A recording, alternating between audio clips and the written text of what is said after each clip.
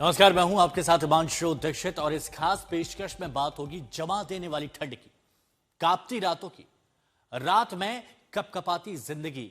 जब दुनिया रजाई की गर्माहट में सो रही थी, तब आज तक के संवाददाताओं ने सर्द रात में कांपती जिंदगी को कैमरे में कैद किया। उत्तर भारत के मैदानी इलाकों में रात का पारा गिरकर 6 डिग्री पहुंच गया। हम आपको दिखाते हैं राजधानी दिल्ली समेत शहर शहर का हाल।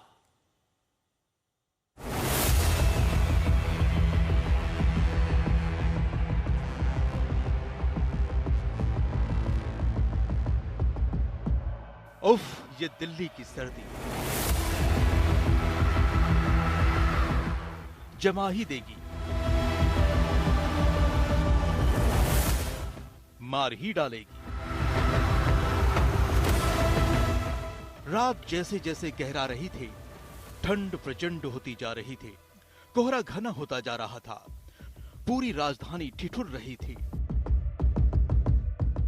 इस कांपती राजधानी में जब लोग घरों में कैद थे, रजाई में दुबके पड़े थे, कुछ ऐसे लोग भी हैं जो खुले आसमान के नीचे ठंड की मार झेल रहे थे, 6 डिग्री वाली सर्दी से लड़ रहे थे। वो तो बस ये मान रहे थे कि ये जमाने वाली रातें जल्द बीत जाए। आज तक की टीम ने ठिठुरती रात में जमती जिंदगी को कैमरे में कैद किया। आज तक संवाददाता शशि शर्मा और अनमोल बाली ने सारी रात जगकर 6 डिग्री तापमान में राजधानी के दुख दर्द को समझा। दिल्ली की सर्दी जो बहुत ज्यादा मशहूर है, साथ साथ बहुत जबरदस्त फॉग, डेंस फॉग आपको दिल्ली एनसीआर में नजर आएगा। हर जगह अंधेरा ही अंधेरा है, विजिबिलिटी बिल्कुल जीरो, दूर दूर तक आपको कुछ नजर नहीं आएगा। इतनी सारी लाइट्स होने के बावजूद अक्षरधाम पर अभी मौजूद हैं। यहाँ रफ्तार बड़ी धीमी हो गई है वाहनों की, और जहां जहां तक आपकी नजर जाएगी आपको सिर्फ काला धुआं नजर आएगा। आप हालात देखिए जरा किस तरह के पैदा हो गए हैं। और आपको बता दें कि शाम से ही दिल्ली, नोएडा, गुड़गांव या फिर आप गाजियाबाद, इन तमाम इलाकों की बात करेंगे तो बहुत ज्यादा विजिबिलिटी कम होने की वजह से पूरा का पूरा जो एरिया था फॉग की चादर से ढका हुआ था, कोहरे से पूरी तरह से ढका हुआ था। लगातार वाहन चालकों को सावधानी बरतने के लिए कहा जाता है, बार बार कहा जाता है कि कड़ाके की ठंड तो है ही, कोहरे की वजह से वैसे ही ज्यादा मुश्किलें हो जाती हैं। हेडलाइट और पार्किंग लाइट जलाकर वाहनों को चलाने की सलाह दी जाती है कि किसी भी तरह की कोई मुश्किल ना आए, क्योंकि धुंध पूरे के पूरे इलाके को अपनी चपेट में ले चुकी है। अक्षरधाम से हमारी टीम आगे बढ़ी तो रास्ते में घना कोहरा नजर आया। विजिबिलिटी बेहद कम थी, दूर तो छोड़िए पास का भी कुछ नहीं दिखाई दे रहा था। कोहरे धुंध के बीच पांडव नगर के इस बस स्टैंड पर लोग अपनी अपनी बसों का इंतजार करते मिले। दिल्ली की सर्दी, ऊपर से घना कोहरा, घना कोहरा, बहुत जबरदस्त डेंस फॉग है दिल्ली में। इस वक्त आधी रात हो चुकी है और यहाँ पे बहुत सारे लोग, पांडव नगर में हम मौजूद है। पांडव नगर है ये, एक बार दिखाइए प्लीज, ये पांडव नगर है। और इस बस स्टॉप पे मुझे कई सारे लोग नजर आए। आधी रात को इतने सारे लोगों को देख के मुझे आश्चर्य भी हुआ कि कौन कौन लोग हैं जो बस का इंतजार कर रहे हैं इतनी सर्दी में रात के समय। इनसे बात करने की कोशिश करते हैं। आप किस चीज का इंतजार कर रहे हैं यहाँ पे? मैम बस का इंतजार कर रहे हैं। तो बस आने कहाँ के लिए? लखनऊ जाना है मैम। इस तरह से दिल्ली की सर्दी से कैसे बचा जा सकता है? आप सही एग्जाम्पल सेट करने के लिए ठीक है कि दिल्ली में अगर बाहर निकलना है इस मौसम में, सर्दी में, तो ऐसे पूरी तरह से कवर होके रहिए। मैम हाँ, घर जाने का इंतजार कर रहा हूँ। घर जाने का इंतजार कर रहे हैं तो इस फॉग में मुश्किल तो नहीं होगी? मैम बहुत तकलीफ हो रही है इसे देख के। एक बार हटाइए ना प्लीज अपने हेलमेट को। जी मैडम बहुत तकलीफ हो रही है जाने के लिए, देखो कितना धुंध है यहाँ पे, बहुत ज्यादा, हद से ज्यादा। और यहाँ तो इतनी ज्यादा मतलब आवाजाही है, लोग हैं, लाइट्स हैं। जहाँ थोड़ा सा खाली रहेगा वहाँ और ज्यादा हाल होगा। मैम यहाँ से आप देख भी नहीं पा रहे, देख रहे हो आप, यहाँ से दूर तक भी नहीं देख पा रहे हो, इतना बुरा हाल है यहाँ। इस ठंड में सबसे अधिक दिक्कत उन लोगों को होती है जो इलाज के लिए आते हैं। वो दोहरा दर्द झेलते हैं, एक तो मरीज की चिंता, दूसरी जान लेने को आमादा जमाने वाली ये रात। एम्स दिल्ली का नहीं पूरे भारत का सबसे बड़ा अस्पताल है, जहां देश भर से लोग इलाज के लिए आते हैं। किस्मत वालों को कमरा मिल जाता है और कई लोगों को कमरा नहीं मिलता। मेरे पीछे मैं आपको तस्वीरें दिखाना चाहूंगा कि मैं एम्स मेट्रो स्टेशन के बाहर खड़ा हूं, जहां आप देख सकते हैं कतार में जो लोग हैं, चटाई हो, कंबल हो लेकर, रजाई लेकर यहां पर सोए हुए हैं।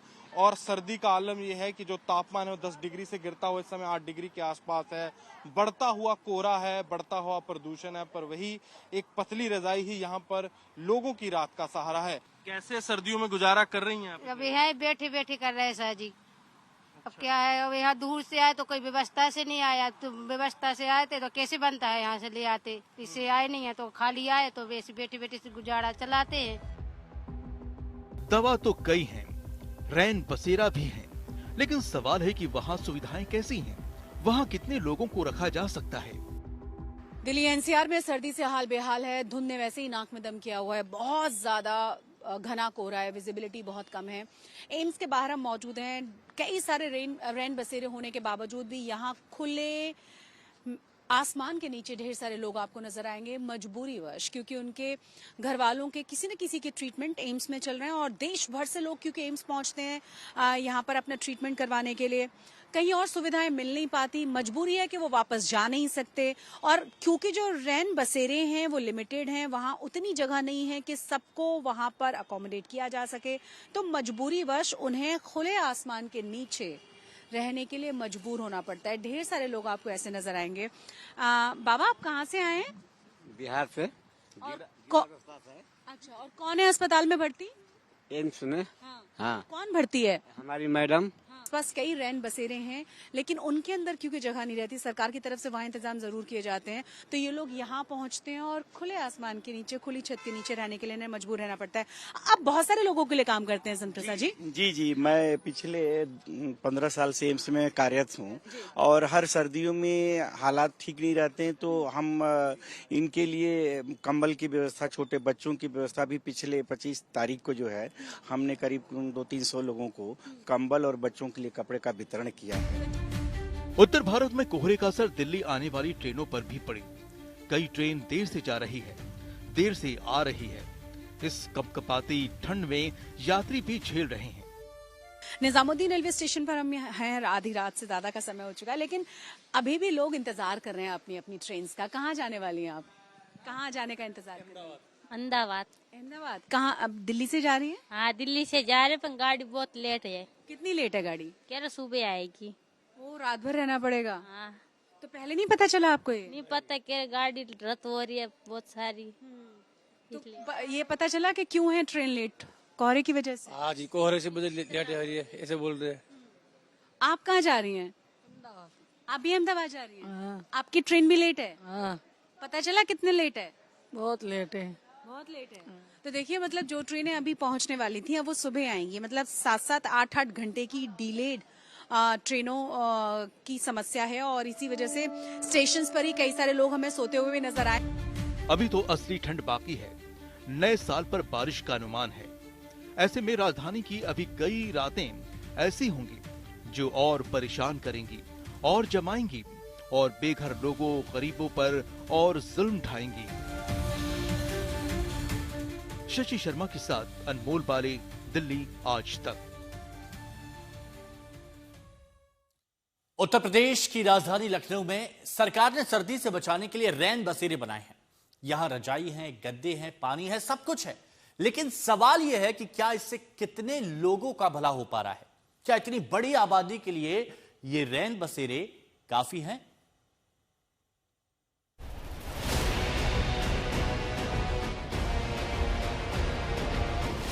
नवाबों के शहर लखनऊ में भी सर्दी की रात सता रही है। ठंड की मार सबसे ज्यादा उन्हें पड़ रही है जो खुद तकलीफ में हैं, दर्द में हैं। मरीज अंदर है, मरीज के घर वाले बाहर ठंड से कांप रहे हैं। लखनऊ के लोहिया अस्पताल में मरीज के साथ आए तीमारदार वार्ड के बाहर सर्द रात में जमीन पर सोने पर मजबूर हैं। 12 बजे इस ठंडक में जब तापमान 8 से 9 डिग्री के बीच में है, राजधानी लखनऊ के लोहिया अस्पताल की तस्वीरें आप जब देखते हैं तो शायद सोचने पर मजबूर हो जाते हैं कि एक जिंदगी ये भी है जो ये तीरंदार जी रहे हैं। अस्पताल के रूल्स कहते हैं एक पेशेंट के साथ एक ही घरवाला अलाउड है, लेकिन काम तो कई लोगों को होता है और वही यहाँ पर इस वक्त यहाँ तमाम लोग आपको दिखाई पड़ेंगे। रैन बसेरा वगैरह नहीं है आसपास? वहाँ बसेरा है, उसमें जगह नहीं है, वो भी भरा हुआ है। वहाँ पर भी मरीज के तीमारदार पड़े हुए हैं। कैसे बच रहे हैं ठंड से आप लोग? वैसे और की बच रहे हैं। आप सोचिए इनकी हालत इस समय क्या है, जो इस वक्त कड़ाके की ठंड में यहाँ पर बैठे हैं। गहराती रात के साथ लखनऊ में ठंड के साथ कोहरे की मार भी दिखी। गोमती के किनारे ठिठुरन भी बढ़ी तो कोहरा भी घना होता गया। देखते ही देखते विजिबिलिटी 50 मीटर तक पहुंच गई। हमारी घड़ी में इस वक्त 11:15 हो रहा है और इस सर्द रात में सबसे पहले मैं आपको दिखाऊंगा यहां से विजिबिलिटी। आप सामने की तरफ देखें तो कैमरामैन गौरव जूम जितना करेंगे यहां से कैमरे को, आपको धुंध दिखाई पड़ेगी, कोहरा दिखाई पड़ेगा और इस कदर कोहरा है कि हार्डली 50 मीटर के पार आपको शायद ही इस लाइट के अलावा कुछ दिखाई पड़ रहा हो। कुछ इस तरह के हालात इस वक्त लखनऊ के बने हुए हैं, जहां विजिबिलिटी जो है वो काफी ज्यादा खराब हुई पड़ी है। ठंड बढ़ी तो सरकार ने भी गरीबों बेघर लोगों की जिंदगी में गर्मी लाने की कोशिश की। रैन बसेरे में रजाई के साथ साथ बेड भी बदल गए, व्यवस्था दुरुस्त की गई।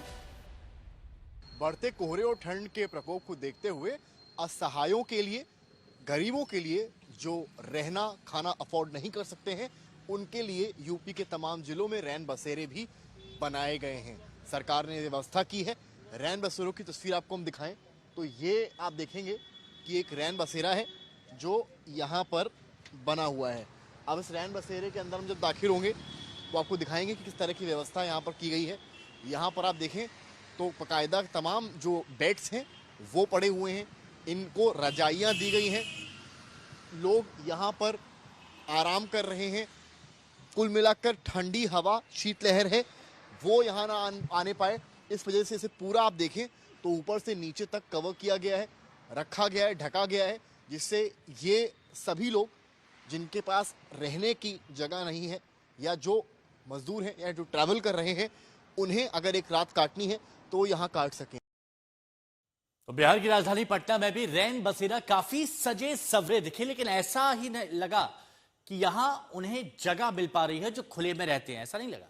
कांपती रातों में रत जगह करते दिखे।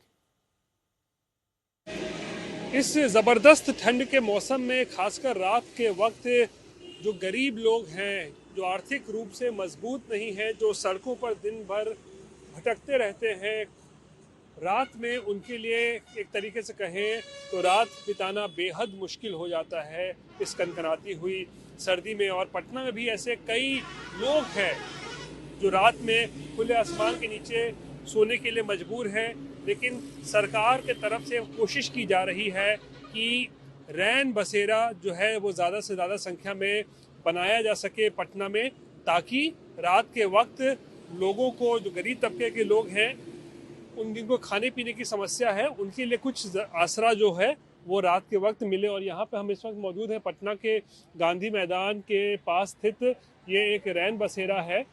और यहाँ पर जब हम अंदर आते हैं तो देखिए, ये तस्वीर देखिए, यहाँ पे कई लोग जो हैं वो रात के वक्त यहाँ पर आपको मिलेंगे सोए हुए हैं, क्योंकि इनके लिए यहाँ पर बेड की व्यवस्था की गई है, चादर की व्यवस्था है और गद्दा भी है, और ओढ़ने के लिए जो है कंबल की भी व्यवस्था जो है वो की गई है। साथ ही साथ मच्छरदानी की भी व्यवस्था यहाँ पर जो है हम लोग देख रहे हैं यहाँ पर की गई है। अंदर का जो अगर हम तापमान की बात करें, क्योंकि चारों तरफ से ये बंद है, तो अंदर जो थोड़ा सा ठंड भी जो है वो कम यहाँ पे लग रहा है। आज़ाद, ये बताइए कि रैन बसेरा में इस वक्त रात के वक्त कितने लोग यहाँ पे अभी आसरा लिए हुए? अभी आसरा पूरा बेड पूरा मेरा फुल है। फुल है? हाँ जी। कितने बेड लगे हुए हैं? 45 बेड है। सब पे यहाँ लोग अपने? जी जी जी जी, लेडीज से लेकर जेंट्स तक। तो यहाँ दरअसल किस तरह के लोग आते हैं? मतलब जैसे गरीब लोग हुए हैं, बुजुर्ग जो हुए हैं, यही सब लोग आते हैं। लोग आते हैं जी। उनके लिए सिर्फ रहने की व्यवस्था के साथ साथ और क्या व्यवस्था किया हुआ है? शौचालय है, खाना पीने का व्यवस्था है, पानी का व्यवस्था है, सब चीज़ की व्यवस्था है। ऐना कंघी सबका, मच्छरदानी का है, बेड का है, कम्बल का है, सब चीज़ का व्यवस्था है। सब व्यवस्था आप लोगों ने किया हुआ है। तो कहीं ना कहीं ज़मीनी हकीकत ये है कि प्रशासन ने जो पहल की है उसका कुछ असर ज़रूर देखने को मिल रहा है। बहुत सारे जो गरीब तबके के लोग हैं, तो यहाँ की व्यवस्था देख के लग रहा है कि उन्हें जगह मिल रही है, जो खुले में रहते हैं और कांपती रातों में जगह करते हैं, ऐसा दिख रहा है यहाँ। लेकिन गरीबों के लिए सर्दी सजा है, तो संपन्न लोगों के लिए एक आम मौसम की तरह है। पटना में आधी रात को ऐसे ही लोग परिवार के साथ मौज मस्ती भी करते दिखे। राजधानी पटना समेत पूरे बिहार में इस वक्त ज़बरदस्त ठंड का प्रकोप जो है वो देखने को मिल रहा है। राजधानी पटना में भी जो है दिन के वक्त तापमान काफ़ी कम है, यानी कि कोल्ड डे कंडीशंस जो है वो महसूस किया जा रहा है। और पूरे बिहार में भी जो है कोहरे से लोगों को जो है पिछले तकरीबन 10 दिनों से दो चार होना पड़ रहा है, जिससे कि विजिबिलिटी की भी जो है वो समस्या हो गई है। और मौसम विभाग का पूर्वानुमान है कि आने वाले दिनों में भी स्थिति इसी तरीके से जो है वो बनी रहेगी, यानी कि शीतलहर का प्रकोप जो है वो बना रहेगा। और इस वक्त रात के वक्त हम पटना के मरीन ड्राइव पर मौजूद हैं और रात के वक्त भी आप देख सकते हैं काफ़ी हलचल जो है सड़कों पर जो है वो देखने को मिल रही है ठंड के बावजूद भी। और एक परिवार हमारे साथ मौजूद है यहाँ मरीन ड्राइव पर, जो रात के वक्त यहाँ आया हुआ है ठंड का लुत्फ उठाने के लिए। क्या नाम हुआ आपका? मनीष सिंह। मनीष, ये बताइए रात का वक्त है, इतने ठंडे में आप लोग परिवार के साथ निकले हैं, क्या वजह है? ये तो सबसे पहले तो नीतीश कुमार जी को मैं बहुत बहुत धन्यवाद देना चाहूँगा जिन्होंने मरीन ड्राइव बनाया। और इतना सेफ्टी है कि हम लोग रात में भी अभी 10 बजे 11 बजे आराम से घूम सकते हैं, तो उसका एक अलग ही एंजॉयमेंट है जो ठंड के समय है घूमने का। ठंडा लग नहीं रहा आप लोगों को? ठंड लग रहा है, लेकिन उसका भी एक अलग ही मजा है। हम लोग देहरादून मसूरी नहीं जा पा रहे, तो यहाँ पे जब मसूरी बना हुआ है तो क्यों नहीं मजा ले? यहीं पे मजा ले रहे हैं। बिल्कुल। और एक चीज चीप एंड बेस्ट। और कोहरा भी लेकिन काफी परेशान कर रहा है। विजिबिलिटी वाली प्रॉब्लम जो है वो तो है, बट आज लकली नहीं है। आज थोड़ा सा कम है, लकली थोड़ी कम है, आज बहुत कम है। तो हम लोग बच्चों को भी था, अभी छुट्टी भी है तो सारे परेशान होते हैं घर में, बंद खेलने भी नहीं जा पाते, तो बस उसी की वजह से। तो अलग अलग जगहों पर ऐसे ही इंतजाम किए गए हैं जहां लोगों के लिए रैन बसेरा बनाए गए हैं। चलिए जयपुर की भी बात कर लेते हैं। गरीबों के लिए रैन बसेरा सरकार ने यहां भी बनाया और यहां भी ठंड से लड़ने का सभी इंतजाम किए गए हैं। कपकपा देने वाली सर्दी में दिसंबर की रातों में अगर निराश्रित बेघर लोगों को रहने की, रात बिताने की कोई ढंग की जगह मिल जाए तो शायद उससे बढ़कर उनके लिए कुछ हो नहीं सकता है। आज तक पहुंचा है जयपुर के जवाहरलाल नेहरू मार्ग के इस रैन बसेरे के बाहर, दिखाने की कोशिश करेंगे कि यहाँ पर किस प्रकार की व्यवस्थाएं हैं।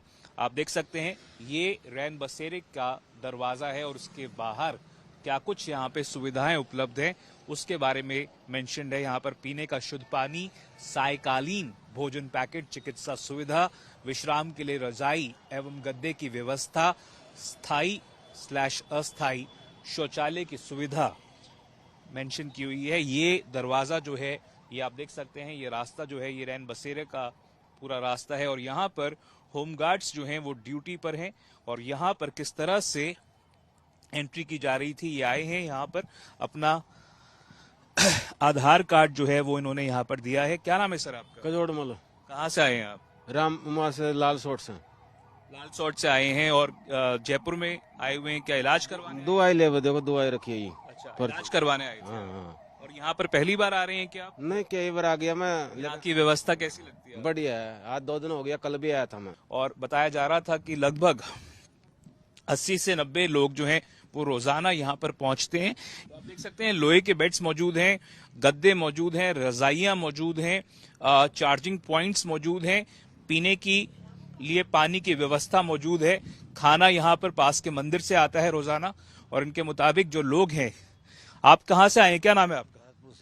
अच्छा, इलाज करवाने आए? हाँ, ये इलाज कराने आए हैं जी। अच्छा, आपके बेटे हैं क्या? Yes sir. और यहाँ पर पहली बार आ रहे हैं क्या? पहली बार सर। यहाँ पर जो व्यवस्थाएं हैं उसके बारे में क्या कहना चाहिए? बहुत अच्छा है साहब, पहली बार देख रहा हूँ रैन बसेरा से व्यवस्था, बहुत साफ सुथरा, गद्दे सभी रजाई बहुत अच्छे हैं साहब। तो कहीं खुले आसमान में डेरा, कहीं रैन बसेरा लोगों के लिए राहत का काम कर रहा है।